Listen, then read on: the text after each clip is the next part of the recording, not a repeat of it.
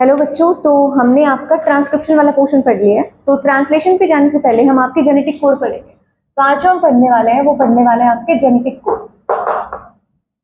मतलब जो आप कह रहे हो कि आपका जो डीएनए है वो ट्रेवल करता है आपके पेरेंट्स से प्रोजेनी में, वो डीएनए किस तरीके से आपकी जो बॉडी है या आपकी जो फंक्शनिंग है, आपके जो कैरेक्टर्स है उनके लिए कोड करता है। तो कोड करने के लिए उसे किस चीज की जरूरत है, मतलब डीएनए में ऐसी कौन सी चीज है जो कोड करेगी, वो हम पढ़ने वाले हैं। उससे पहले एक बात सुनो, हमने पढ़ा कि आपका रेप्लिकेशन होगा डीएनए का, डीएनए से डीएनए बनेगा। अगर हम उसका बेस रूल देखें तो वो डिपेंड कर रहा था कॉम्प्लीमेंटेरिटी पे। किस पे डिपेंड कर रहा था? कॉम्प्लीमेंटेरिटी पे। कि आपके पास 2 स्ट्रैंड है, दोनों स्ट्रैंड रेप्लिकेशन में अलग अलग हो जाएंगी, तो इनके सामने इनका एक कॉम्प्लीमेंट डीएनए आ जाएगा और रेप्लिकेशन हो जाएगा। अगर आप बात करो ट्रांसक्रिप्शन की, तो ट्रांसक्रिप्शन में भी क्या हो रहा था? ट्रांसक्रिप्शन में भी आपका ये डीएनए था डबल स्ट्रैंडेड इस तरीके से, और डबल स्ट्रैंडेड डीएनए में एक स्ट्रैंड टेम्पलेट की तरह काम करता है और उसके कॉम्प्लीमेंट आपका क्या बन जाता है? आरएनए। क्या बन जाता है बेटा? आरएनए। तो ट्रांसक्रिप्शन और आपका रेप्लिकेशन किस पे डिपेंड करता है? कॉम्प्लीमेंटेरिटी पे। किस पे? कॉम्प्लीमेंटेरिटी पे। कि कुछ ना कुछ सामने कॉम्प्लीमेंट आएगा और वो जो लाइन होगी वो क्या कहलाएगी? क्या तो एमआरएनए कहलाएगी या फिर डीएनए कहलाएगी।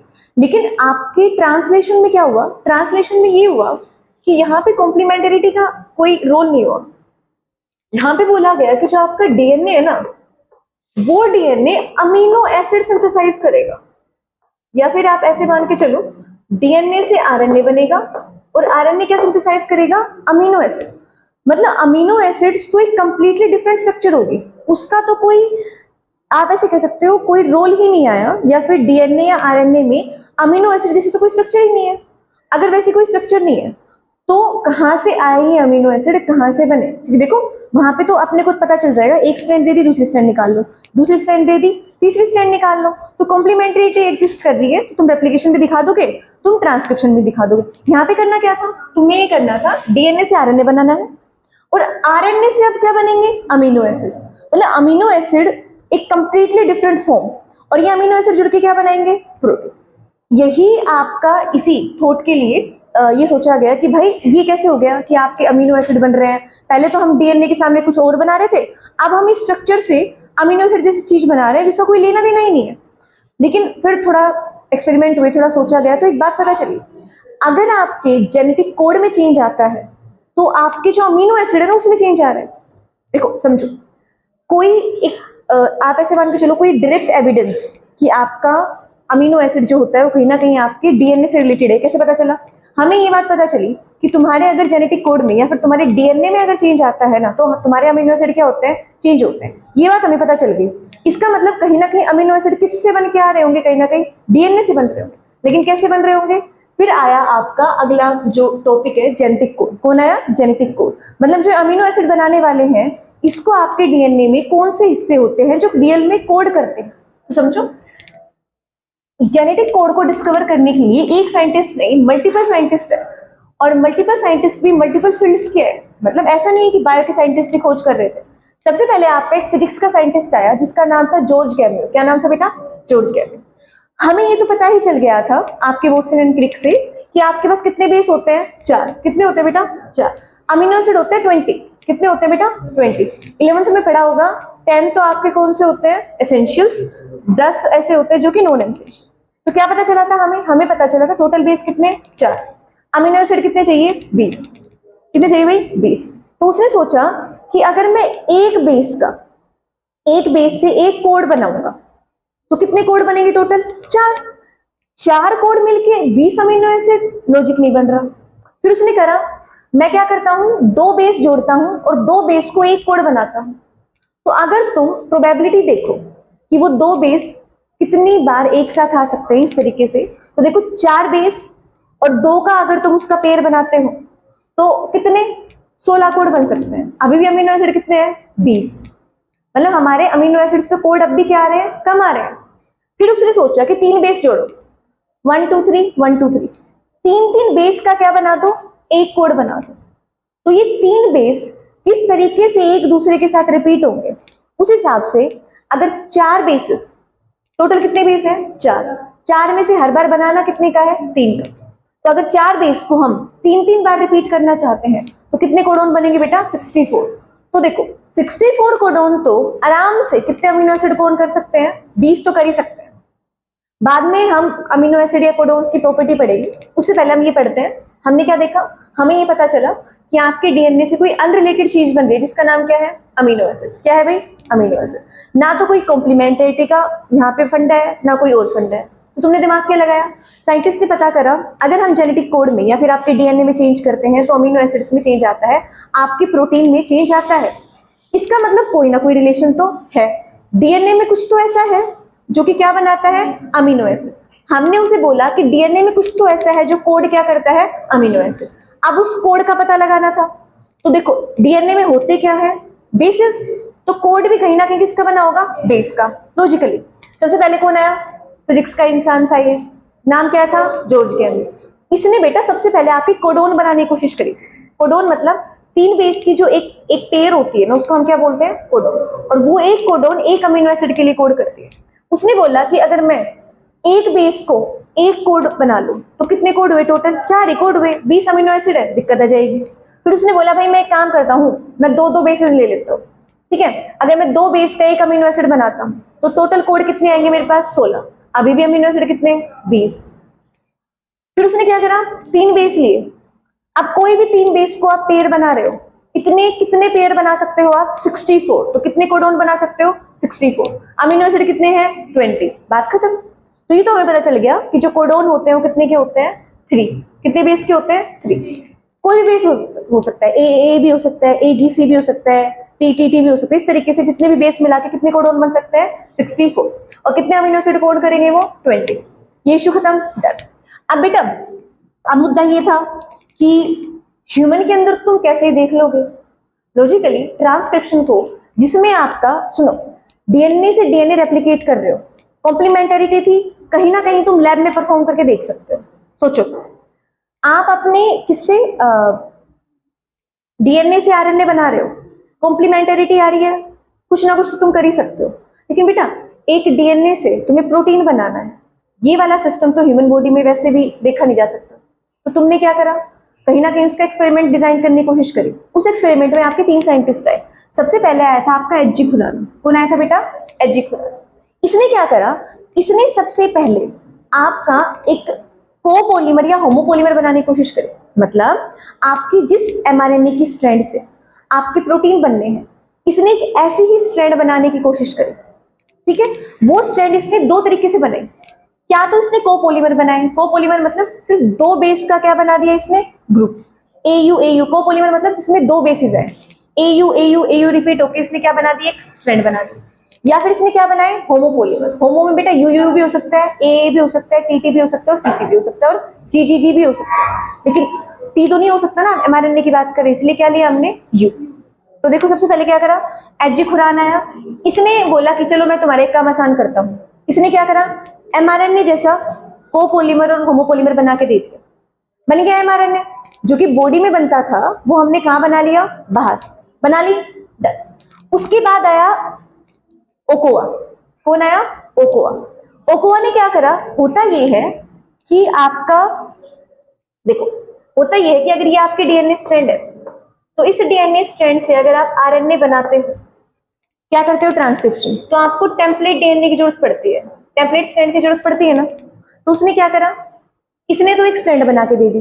ये बोला मैं तुम्हें एक स्ट्रैंड बना के दे रहा हूं।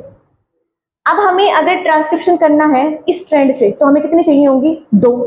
रियलिटी में तो ये सिस्टम चाहिए होता है ना। उसने लेके आया, वो बोला मैं एक एंजाइम बना रहा हूं जिसका नाम है पॉलीन्यूक्लियोटाइड फॉस्फोराइलेट। क्या नाम है बेटा? Polynucleotide phosphorylate. ये एंजाइम बिना टेम्पलेट के आरएनए बना सकता है।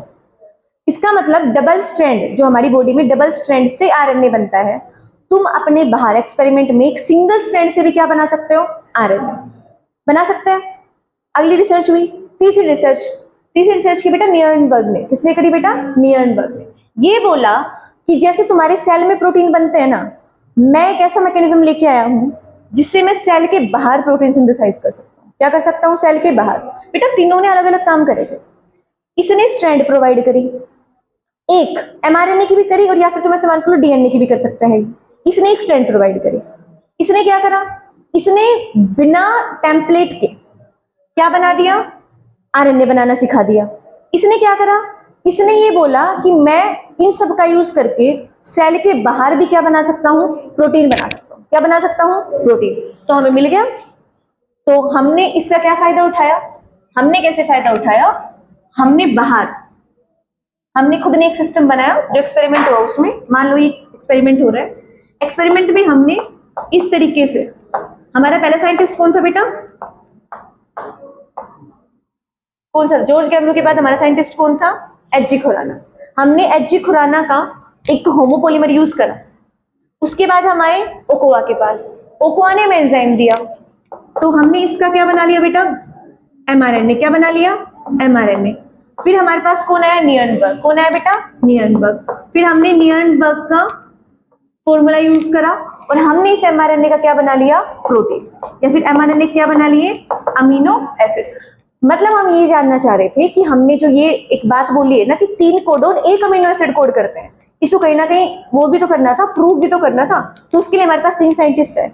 हमारे पास सबसे पहला है एच.जी. खुराना, जिसने हमें आपका होमोपोलीमर और कोपोलीमर बना के दिया। तो हमने क्या लिया, एक होमोपोलीमर ले लिया यूयूयू का। उसके बाद हमने क्या बना दिया, एमआरएनए बना लिया। ठीक है, उसके बाद उस एमआरएनए का हमने क्या बना लिया, अमीनो। तो हमें हमारे पास उस 3 कोडोन का जो अमीनो एसिड निकल के आया वो था फिनाइल एलिनिन। क्या निकल के आया बेटा, फिनाइल एलिनिन। इस तरीके से हमने क्या करा, ए का होमोपोलीमर बना लिया। फिर सिस्टम करके देखा, फिर कोई अमीनो एसिड निकल के आया। फिर हमने क्या करा, AG का क्या बना लिया, कोपोलीमर बना लिया। इस तरीके से हम एक्सपेरिमेंट करते गए और हमने बहुत सारे एक कोडोन से एक अमीनो एसिड, दूसरे कोडोन से दूसरा अमीनो एसिड, इस तरीके से मिला के हमने बहुत सारे अमीनो एसिड क्या कर लिए बेटा, देख लिए। क्या कर लिए, देखो सबसे पहले तो एक बेस दिया गया था ना कि ऐसा हो सकता है। उस होने के बाद किसी को तो प्रूफ करना पड़ेगा ना ये बात कि कहीं ना कहीं ये बात तुम्हारी सच है। अब ह्यूमन बॉडी में तो बेटा तुम देख ही नहीं सकते। अब तो तुम्हारे पास थोड़ी PCR मशीन है, तुम डीएनए को रेप्लिकेट कर पाते हो। ठीक है, कॉम्प्लीमेंटरिटी की नेचर है। तुम्हें मैं एक स्ट्रैंड दे दूं, तुम दूसरा स्ट्रैंड आराम से सामने निकाल के दे दोगे, बिना उसके लैब के दे दोगे ना। पर प्रोटीन कैसे बनाओगे, डीएनए से जो प्रोटीन बन रहा है उसका तो कोई सिस्टम ही नहीं है डीएनए के अंदर, सिर्फ क्या है, कोड। और वो कोड किस अमीनो एसिड को कोड करते हैं वो तुम्हें जानना पड़ेगा। इसलिए हमने क्या करा, हमने इन तीनों साइंटिस्ट की डिस्कवरीज को एक साथ मिक्सअप करा और अलग अलग कोड लेके या फिर अलग अलग आपके बेस लेके हमने क्या देखने शुरू करे, अमीनो एसिड देखने शुरू करे कि भाई ये जो कोडोन है ये अमीनो एसिड बनाएगी। सोचो, अब हमें ये पता है कि हमारी 64 की 64 कोडोन कौन सा अमीनो एसिड बना सकती है। बेटा तुम्हारी बॉडी से देखा नहीं होगा, कहीं ना कहीं हमने एक्सपेरिमेंट करे होंगे अलग अलग बेस जोड़ के, ठीक है, कोपोलीमर्स बना के, होमोपोलीमर्स बना के, बार बार एक्सपेरिमेंट रिपीट करे होंगे और बार बार क्या निकल के आए होंगे, अमीनो एसिड्स निकल के आए होंगे। आप अपनी किताब में देखोगे तो 64 का एक बॉक्स दे रखा है, 64 कोडोन का। उसमें हर एक कोडोन का क्या बता रखा है आपको, क्या अमीनो एसिड बनता है। तो आपकी बॉडी से तो मैंने माइक्रोस्कोप ला के देखा नहीं होगा, मैंने कैसे करा होगा ये सारा काम, एक्सपेरिमेंट के थ्रू। उसमें 3 साइंटिस्ट ने हेल्प करी। एक बोला मैं तो भाई बिना किसी चीज के कोपोलीमर या होमोपोलीमर बना के दे सकता हूँ। एक बोला चलो कोई नहीं, तुमने मुझे एक स्ट्रैंड दे दी है, मेरे को 2 स्ट्रैंड की जरूरत नहीं है, मैं विदाउट टेम्पलेट अलग एंजाइम यूज करके क्या बना दूंगा, आपका एमआरएनए बना दूंगा। एक बोला चलो तुम एमआरएनए बनाना सीख गए, मैं बिना ह्यूमन बॉडी के उस एमआरएनए का क्या बना दूंगा, प्रोटीन बना दूंगा, या फिर उस एमआरएनए क्या बना दूंगा, अमीनो एसिड बना दूंगा। तो इस तरीके से हम जोड़ते गए और हमने क्या बना दिया, आपका अलग अलग कोडोन किस अमीनो एसिड को कोड करती है वो बना दिया। ठीक है, एक बार देखो इसको, देखो अब हमारा जेनेटिक कोड है जिसके हमें पता चला कि भाई वो 3 बेस का होता है, उसके कुछ प्रॉपर्टीज है कि मतलब वो किस तरीके से आपके डीएनए में काम कर रहा होगा या उसका क्या फैशन होगा, किस मैनर में वो प्रेजेंट होगा। सबसे पहले था बेटा आपका जो जेनेटिक कोड होता है ना, आपका जो जेनेटिक कोड होता है वो आपका कंटिन्यूअस मैनर में होता है और कोमालेस होता है। इसका मतलब जेनेटिक कोड कोमालेस है या फिर कंटिन्यूअस मैनर में। इसका मतलब क्या है, देखो अगर मैं ये कह रही हूं कि मेरे पास इस तरीके का एमआरएनए प्रेजेंट है, तो हम कहेंगे आपका जो एमआरएनए में ये जो 3 बेसिस है, ये बेसिस के बीच में ना तो कोई कोमा है। देखो कोड किसने बनाया, 3 बेस ने। किसने बनाया, 3 बेस। अब इन 3 बेस के बीच में ना तो कोई कोमा है ना कोई पंचुएशन है, ना कोई पंचुएशन का मतलब ना तो पूर्ण विराम है, ना कोमा है, ना ही कोई स्ट्रक्चर है। इसका मतलब आपका कोड कैसा होता है बेटा? कंटिन्यूअस होता है। कंटिन्यूअस मतलब इस तरीके से आपको ना बहुत सारे बेस देखने को मिलेंगे, और जब इनको रीड किया जाएगा ना तो ऑटोमेटिकली रीड कितने में किया जाएगा? 3-3 की पेयर में रीड किया जाएगा। ऐसा नहीं है बीच में आपको कोई रुकावट मिलेगी, पहले ये पढ़ा फिर यहाँ पे रुका गया, फिर पढ़ा फिर यहाँ पे रुका गया। मतलब इनको 3-3 दिखाने के लिए आपकी कोई पंचुएशन यूज नहीं होगी। आपका कोड कैसे चलता रहेगा? कॉन्टिन्यूस चलता रहेगा। जब इसको रीड करेंगे ना हम ट्रांसलेशन में, तो इस तरीके से रीड करेंगे कि पढ़ा कितने को जाए? सिर्फ 3-3 को पढ़ा जाए। तो जेनेटिक कोड क्या होता है बेटा? कंटिन्यूस होता है, कोमालेस होता है, कोई पंचुएशन बीच में लगी हुई नहीं होती, 3 की पेयर में खुद ब खुद पढ़ लिया जाता है जब प्रोटीन बनाना पड़ता है तब। पहली प्रॉपर्टी आ गई continuous manner, commaless, no punctuation. Second property बेटा, एक प्रॉपर्टी होती है आपके जेनेटिक कोड की जिसका नाम है डीजनरेट नेचर। कैसी होती है बेटा? डीजनरेट। समझो पहले, डीजनरेट का मतलब होता है कि आपका एक अमीनो एसिड जो है ना, एक अमीनो एसिड वो एक से ज्यादा कोडोन से कोड हो सकता है। आपने अपना 64 का बॉक्स देखा हो, 64 कोडोन का, तो एक अमीनो एसिड है, उसे कोड करने वाली कोडोन, देखो हमने ये कहा था हमारे पास 64 कोडोन बनेंगे, अमीनो एसिड कितने हैं? 20। इसका मतलब 64 में से कोई ना कोई कोडोन्स तो ऐसी होंगी ही होंगी जो आपके अमीनो एसिड को बार बार क्या कोड कर रही होंगी। डीजनरेट नेचर का मतलब होता है बेटा कुछ अमीनो एसिड्स को more than one codon code करती है, उसे हम क्या कहते हैं? Degenerate nature. जैसे देखो UAU टायरोसिन को कोड करती है, UAC भी किसको कोड करती है? टायरोसिन। देखो 64 कोडोन है, अमीनो एसिड कितने हैं? 20। तो ये तो कॉमन सेंस है कि कुछ कोडोन आपके अमीनो एसिड्स को रिपीट करती हुई मिलेंगी ही मिलेंगी। इस नेचर को हम क्या कहते हैं बेटा? डीजनरेट। क्या कहते हैं? डीजनरेट। डीजनरेट का मतलब फिक्स नहीं है, एक अमीनो एसिड उसी से ही कोड हो, कोई और कोडोन भी उसको कोड कर सकती है, तो फिक्स्ड नहीं है। डीजनरेट नेचर है, थोड़ा चेंज हो सकती है, फ्लेक्सिबल नेचर है, पहला। दूसरा अनएम्बिग्यूअस। अनएम्बिग्यूअस शब्द का मतलब होता है नो कंफ्यूजन। क्या होता है? No confusion. इसका मतलब समझो, अभी हमने कहा कि एक अमीनो एसिड को एक से ज्यादा कोडोन कोड कर सकती है, लेकिन आपकी क्या कंफ्यूजन नहीं होती? कंफ्यूजन ये नहीं होती। तो अनएम्बिग्यूअस का क्या मतलब होता है बेटा? No confusion. नो कंफ्यूजन का मतलब एक कोडोन कभी कंफ्यूज नहीं होती कि मुझे किस अमीनो एसिड के लिए कोड करना है। तो एक कोडोन कितने अमीनो एसिड को कोड करेगी? एक। समझो, एक amino acid can be coded by more than one codon. Nature कौन सी? डीजनरेट। मतलब अमीनो एसिड का कोई ठोर ठिकाना नहीं है, वो एक से ज्यादा कोडोन से कोड हो सकता है। अब कोडोन किस नेचर की है? अनएम्बिग्यूअस। वो कंफ्यूज नहीं होती, वो कहती है कि मैं तो एक ही अमीनो एसिड को कोड करूंगी। मतलब UAU सिर्फ किसको कोड करेगी? टायरोसिन, इसके अलावा किसी कोड नहीं कर सकती। इस नेचर क्या बोलते हैं हम? अनएम्बिग्यूअस। अनएम्बिग्यूअस शब्द का मतलब क्या होता है बेटा? No confusion. किसके लिए यूज कर रहे हैं हम? कोडोन के लिए। कोडोन कभी कंफ्यूज नहीं होती, वो कभी ये नहीं कहती कि मैं तो 2-3 अमीनो एसिड के लिए कोड कर जाऊंगी, वो कहती है मैं तो सिर्फ एक ही अमीनो एसिड के लिए कोड करूंगी।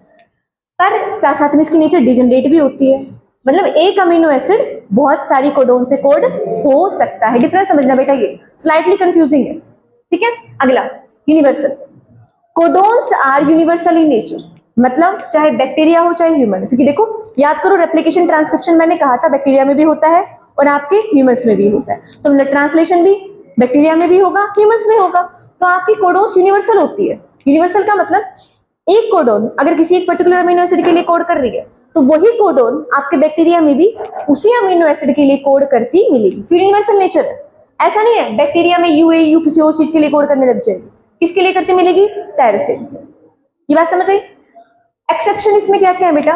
एक तो माइटोकॉन्ड्रियल कोडोन। माइटोकॉन्ड्रियल कोडोन का मतलब समझो, ह्यूमन के अंदर न्यूक्लियस के अलावा माइटोकॉन्ड्रिया एक ऐसी जगह है जहां पे खुद का DNA पाया जाता है। अगर वहां पे DNA पाया जा रहा है तो किसका बना होगा? बेस का। किसका बना होगा? बेस का।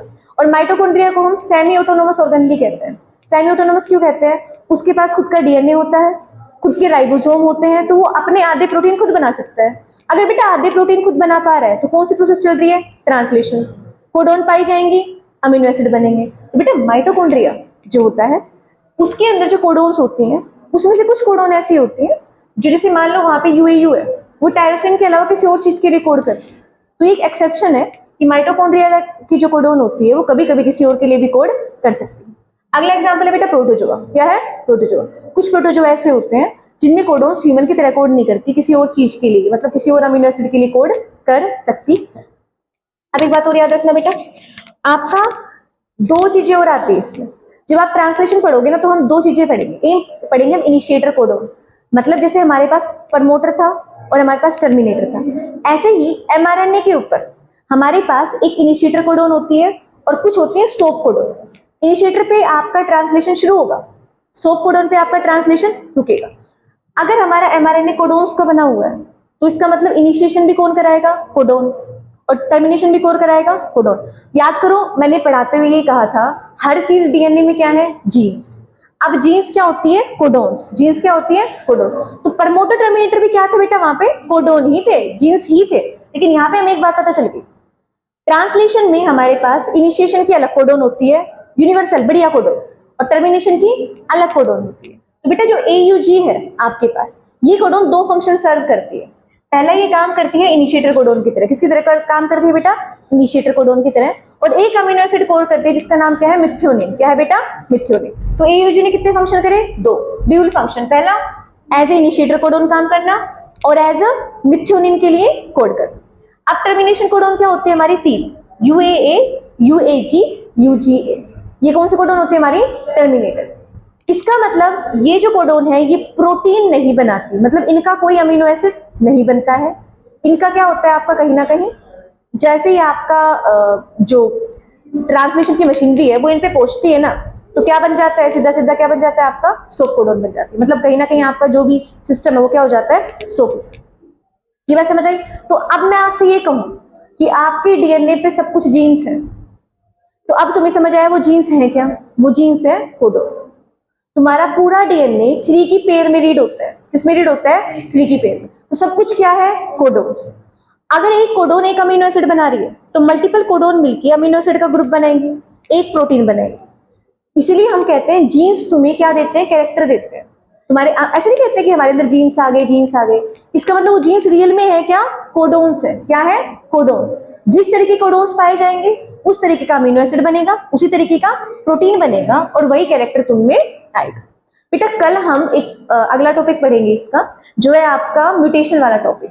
आज के लिए इतना ही बेटा, अगली क्लास में मिलते हैं।